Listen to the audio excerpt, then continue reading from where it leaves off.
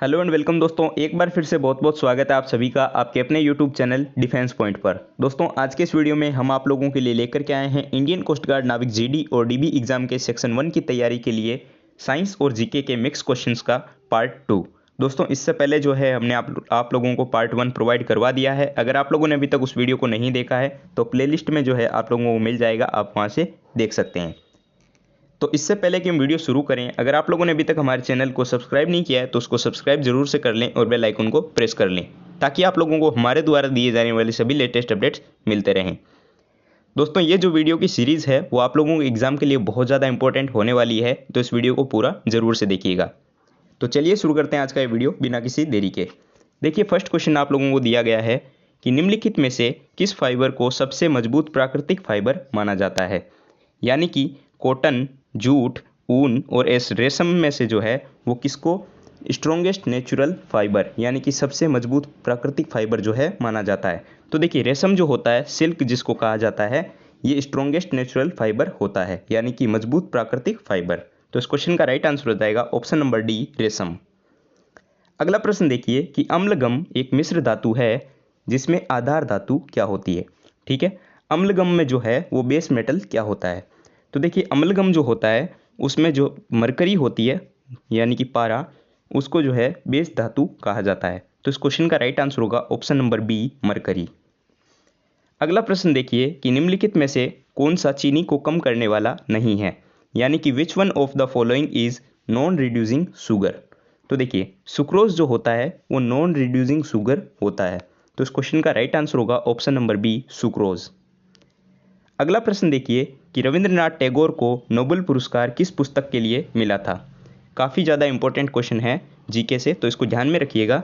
देखिए रविंद्रनाथ टैगोर को जो है वो साहित्य के क्षेत्र में नोबेल पुरस्कार दिया गया था उनकी पुस्तक गीतांजलि के लिए। तो इसका राइट आंसर होगा ऑप्शन नंबर ए, गीतांजलि। इस क्वेश्चन को जो है वो आपको घुमाकर भी पूछा जा सकता है कि रविंद्रनाथ टैगोर को जो है नोबेल पुरस्कार किस क्षेत्र में दिया गया था। तो रविंद्रनाथ टैगोर को जो नोबेल पुरस्कार दिया गया था वो साहित्य के क्षेत्र में दिया गया था। ध्यान में रखिएगा, काफ़ी ज़्यादा इंपॉर्टेंट है। आइए देखते हैं अगला प्रश्न। तो अगला प्रश्न दिया गया है कि भारत रत्न पुरस्कार निम्नांकित में से किसे प्रदान नहीं किया गया है। ठीक है, यानी कि आपको बताना है कि नीचे दिए गए 4 ऑप्शंस में से किसको जो है वो भारत रत्न पुरस्कार नहीं दिया गया है। ठीक है, तो आपको ऑप्शन दिए गए हैं सर्वपल्ली राधाकृष्णन, सीवी रमन, गोविंद वल्लभ पंत या फिर सी राजगोपालाचारी। तो देखिए गोविंद वल्लभ पंत जो है इन्हें कभी भी भारत रत्न पुरस्कार नहीं दिया गया है। ठीक है, तो इस क्वेश्चन का राइट आंसर होगा option number C, Govind Vallabh Pant. अगला प्रश्न देखिए कि जल का रासायनिक सूत्र क्या होता है। आई होप आपको सभी को ये जो है प्रश्न आता होगा। ठीक है, क्योंकि हम लोग जो है क्लास 8-9 से इसको पढ़ते हुए आ रहे हैं। तो देखिए जल का रासायनिक सूत्र जो है वो H2O होता है। तो इस क्वेश्चन का राइट आंसर हो जाएगा ऑप्शन नंबर डी, H2O। अगला प्रश्न देखिए कि रेयॉन के निर्माण के लिए कच्चे माल के रूप में निम्नलिखित में से किसका उपयोग किया जाता है। तो देखिए रेयॉन जो होता है इसके निर्माण में कच्चे माल के रूप में जो है सेलुलोज का प्रयोग किया जाता है। ठीक है, सेलुलोज का उपयोग जो है वो रेयॉन के निर्माण में रॉ मटेरियल के रूप में होता है। ठीक है, तो इस क्वेश्चन का राइट आंसर होगा ऑप्शन नंबर सी, सेलुलोज। अगला क्वेश्चन देखिए कि इनमें से कौन सा भारत का शास्त्रीय नृत्य नहीं है, यानी कि क्लासिकल डांस। तो देखिए आपको ऑप्शन दिए गए हैं कथक, शास्त्रीय, मणिपुरी या फिर भांगड़ा। तो देखिए इनमें से जो भांगड़ा है वो शास्त्रीय नृत्य नहीं है। ठीक है, यानी कि क्लासिकल डांस नहीं है। और भांगड़ा कहाँ पे किया जाता है, सबसे ज़्यादा कहाँ प्रचलित है, तो ये जो है वो पंजाब में है। ठीक है, पंजाब, इसको भी आप ध्यान में रखेंगे। अगला प्रश्न देखिए कि निम्नलिखित में से कौन सी धातु प्रकृति में मुक्त अवस्था में पाई जाती है। ठीक है, यानी कि कौन सी धातु जो है वो प्रकृति में मुक्त अवस्था में पाई जाती है, फ्री स्टेट में। ठीक है, तो देखिए सोना जो होता है वो प्रकृति में मुक्त अवस्था में पाया जाता है। ठीक है, तो इस क्वेश्चन का राइट आंसर होगा ऑप्शन नंबर बी, सोना।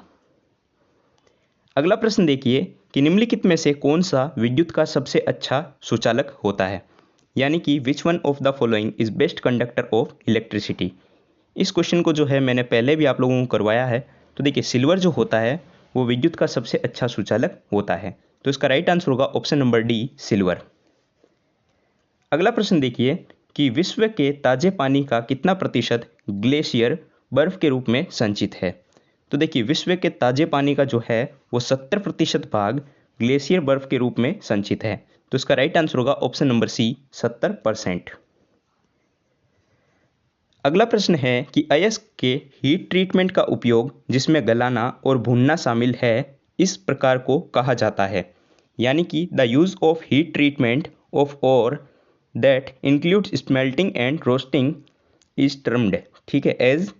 तो इस क्रिया को जो है वो पीरोमेटलुर्गी कहा जाता है, ठीक है, पीरोमेटलुर्गी, ठीक है। तो इस क्वेश्चन का राइट आंसर होगा ऑप्शन नंबर बी पीरोमेटलुर्गी। अगला प्रश्न देखिए कि मिलेबेमाइसिन का उपयोग डैश के उन्मूलन में किया जाता है। तो देखिए मिलेबेमाइसिन का उपयोग जो है वो कृषि कीट के उन्मूलन में होता है, ठीक है। तो इस क्वेश्चन का राइट आंसर हो जाएगा एग्रीकल्चर पेस्ट्स, यानी कि कृषि कीट। कृषि कीट के उन्मूलन जो है इसमें प्रयोग होता है। अगला प्रश्न देखिए कि निम्नलिखित में से कौन सा सिंथेटिक रबड़ है, ठीक है, सिंथेटिक रबड़। तो देखिए आपको ऑप्शन दिए गए हैं लियोप्रीन, मोनोप्रीन, नियोप्रीन या फिर आइसोप्रीन। तो देखिए इनमें से अगर सिंथेटिक रबड़ की बात करें तो नियोप्रीन जो है वो एक सिंथेटिक रबड़ होता है, ठीक है। तो इस क्वेश्चन का राइट आंसर होगा ऑप्शन नंबर सी नियोप्रीन। अगला प्रश्न देखिए कि लोकसभा अध्यक्ष अधिकतम कितने वर्षों के लिए कार्य कर सकता है, ठीक है। तो देखिए लोकसभा अध्यक्ष जो होता है वो 5 वर्ष के लिए जो है अधिकतम कार्य कर सकता है। तो इस क्वेश्चन का राइट आंसर होगा ऑप्शन नंबर सी 5 वर्ष। अगला प्रश्न दिया गया है कि प्लास्टिक की बोतलें पीईटी नामक एक बहुलक से बनी हुई होती है, पीईटी का विस्तृत रूप क्या होता है, ठीक है। हम जो पानी की बोतलें वगैरह देखते हैं प्लास्टिक की वो पीईटी के नामक के बहुलक से बनी हुई होती है, ठीक है। तो ये जो होती है इसका पूरा नाम क्या होता है, ठीक है, पीईटी का। तो देखिए इसका नाम होता है पॉलीथीन टेरीपिथालेट, ठीक है। तो इसका राइट आंसर होगा ऑप्शन नंबर ए पॉलीथीन टीरापिथालेट। अगला प्रश्न देखिए कि अजंता पेंटिंग का संबंध है, ठीक है।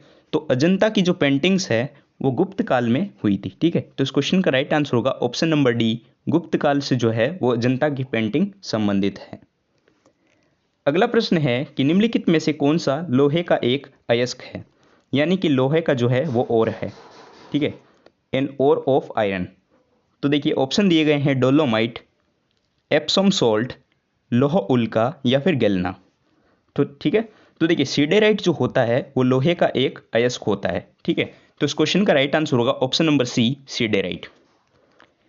अगला प्रश्न देखिए कि स्वतंत्र भारत की स्थापना पहली गैर कांग्रेस सरकार किस राज्य में हुई थी, ठीक है। तो स्वतंत्र भारत की स्थापना पहली गैर कांग्रेस सरकार जो थी वो आपके केरल में हुई थी, ठीक है। तो इस क्वेश्चन का राइट आंसर होगा ऑप्शन नंबर डी केरल। अगला प्रश्न देखिए कि रोलिंग योजना अवधि के लिए डिजाइन की गई थी, ठीक है। तो रोलिंग योजना की अवधि जो थी वो कितनी थी, 1978 से लेकर के 1983 तक, ठीक है। तो इस क्वेश्चन का राइट आंसर होगा ऑप्शन नंबर बी 1978 से 1983। अगला प्रश्न देखिए काफी ज्यादा इंपॉर्टेंट क्वेश्चन है, the chemical formula of ammonium sulphate, यानी कि अमोनियम सल्फेट का रासायनिक सूत्र क्या होता है, ठीक है। नेवी एमआर वालों याद है पिछला एग्जाम उसमें पूछा जा चुका है, ठीक है। तो देखिए अमोनियम सल्फेट का जो है रासायनिक सूत्र क्या होता है, NH4 ट्वाइस SO4। तो इसका राइट आंसर होगा option number 2 D NH4 twice SO4, ठीक है। ध्यान में रखिएगा काफ़ी ज़्यादा इंपॉर्टेंट है क्योंकि आपके नेवी के एग्जाम में पूछा जा चुका है। अगला प्रश्न देखिए कि तुजुके बाबरी को बाबर ने किस भाषा में लिखा था। देखिए तुजुके बाबरी जो है एक पुस्तक थी जो कि आपके तुर्की भाषा में लिखी गई है, ठीक है। तो इसका राइट आंसर होगा ऑप्शन नंबर बी तुर्की भाषा। अगला प्रश्न देखिए कि ग्रीक रोमन कला में एक जगह मिली है, ठीक है। तो ग्रीक रोमन कला में जो जगह मिली है वो है गांधार। तो इसका राइट आंसर होगा ऑप्शन नंबर बी गांधार। अगला प्रश्न देखिए कि मोलिब्डेनाइट इज एन ओर या फिर मिनरल, ठीक है। तो मोलिब्डेनाइट जो है एक अयस्क खनिज होता है। यहाँ पे हिंदी अनुवाद जो है इसका थोड़ा सा गलत हो गया है, जबकि ये होगा मोलिब्डेनाइट, ठीक है। तो मोलिब्डेनाइट जो होता है वो मोलिब्डेनम का एक खनिज अयस्क होता है। तो इसका राइट आंसर होगा ऑप्शन नंबर। आज के इस वीडियो का आखिरी क्वेश्चन देखिए कि पीतल मिश्र धातु के मुख्य घटक क्या होते हैं। तो पीतल मिश्र धातु जो है वो कॉपर और जिंक से मिलकर के बनी हुई होती है। तो इस क्वेश्चन का राइट आंसर हो जाएगा ऑप्शन नंबर ए Cu और Zn, यानी कि कॉपर और जिंक से जो है वो पीतल मिश्र धातु का निर्माण होता है। तो ऑप्शन नंबर ए जो है राइट हो जाएगा। आई होप आपको सारे प्रश्न समझ आ गए होंगे और वीडियो काफ़ी ज़्यादा पसंद आया होगा। तो इस वीडियो को लाइक नहीं किया है तो वीडियो को लाइक कर दीजिए और चैनल को अभी तक सब्सक्राइब नहीं किया है तो चैनल को सब्सक्राइब करना मत भूलना। इसके अलावा अगर आप लोगों को इन क्वेश्चंस की पीडीएफ चाहिए तो आप लोग हमारे टेलीग्राम चैनल को ज्वाइन कर सकते हैं, जिसकी लिंक जो है आप लोगों को नीचे डिस्क्रिप्शन बॉक्स में दी गई है। ठीक है दोस्तों, सारे क्वेश्चन जो है वो साइंस के काफ़ी ज़्यादा इंपॉर्टेंट थे, तो इनको बहुत ज़्यादा ध्यान से देखिएगा। और अगर आप लोग जो है इंडियन नेवी, कोस्ट गार्ड और एयरफोर्स के एग्जाम की तैयारी कर रहे हैं तो आप हमारी वेबसाइट defensepointprep.com के माध्यम से फ्री ऑनलाइन मॉक टेस्ट भी दे सकते हैं, जिसकी भी लिंक जो है आप लोगों को नीचे डिस्क्रिप्शन बॉक्स में प्रोवाइड करवाई गई है। मिलते हैं अगले वीडियो में, तब तक के लिए जय हिंद।